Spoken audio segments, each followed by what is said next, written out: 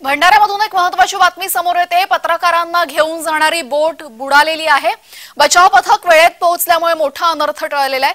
ही घटना घडलेली भंडाऱ्यामध्ये। बचाव पथक वेळेत पोहोचल्यामुळे मोठा अनर्थ टळलाय। भंडाऱ्यामध्ये पत्रकारांना घेऊन जाणारी बोट बुडाली। बचाव पथक वेळेत तिथे पोहोचल्यामुळे या सर्वांना वाचवण्यात यश आलेलं आहे।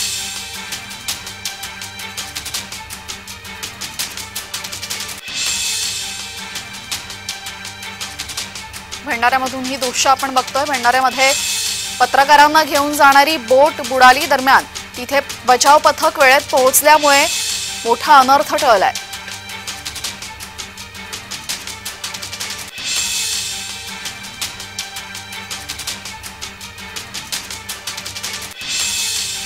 आपल्यासोबत आमचे प्रतिनिधी सूरज बागडे जोडले गेलेले आहेत। सूरज, किती जण होते या बोटमध्ये आणि काय घडलं तिकडे?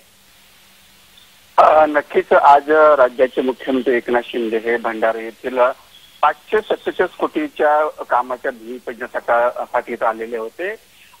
वनगंगा नदीच्या काठावर त्यांच्यासोबत मुख्यमंत्री एकनाथ शिंदेच्या ताफ्यासोबत दुसरी बोट जी मीडियाची होती, त्या मीडिया कर्मीच्या त्या बोटमध्ये 8 जणांची परवानगी होती। मात्र त्या बोटीमध्ये 8 जणांपासून 14 जण मीडिया कर्मी होते। त्यामुळे जे तिथं कव्हरेज करत असताना मीडिया ती जी बोट होती ती थोडीशी पलटण्यासाठी झाली होती। त्यामुळे तातडीने ते बचाव कर्मी होते तिथं त्यांना बचावसाठी बचाव करण्यात आला। जी जी जी जी जी धन्यवाद आपण दिलेल्या माहितीबद्दल।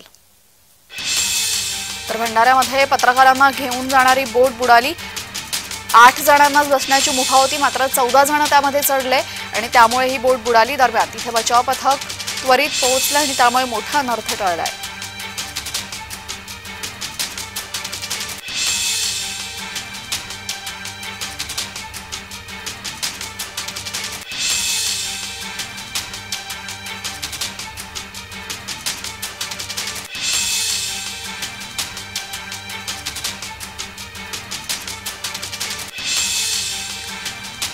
भंडाऱ्यामधली घटना आहे। भंडाऱ्यामध्ये पत्रकारांना घेऊन जाणारी बोट बुडाली।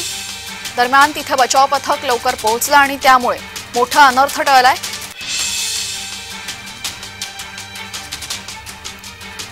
8 जणांना बसण्याची मुभा होती बोटीमध्ये, मात्र 8च्या ऐवजी 14 जण बोटीत चढले आणि त्यामुळे ही बोट बुडाली। दरम्यान तिथे बचाव पथक लगेच पोहोचलं आणि मोठा अनर्थ टळलाय।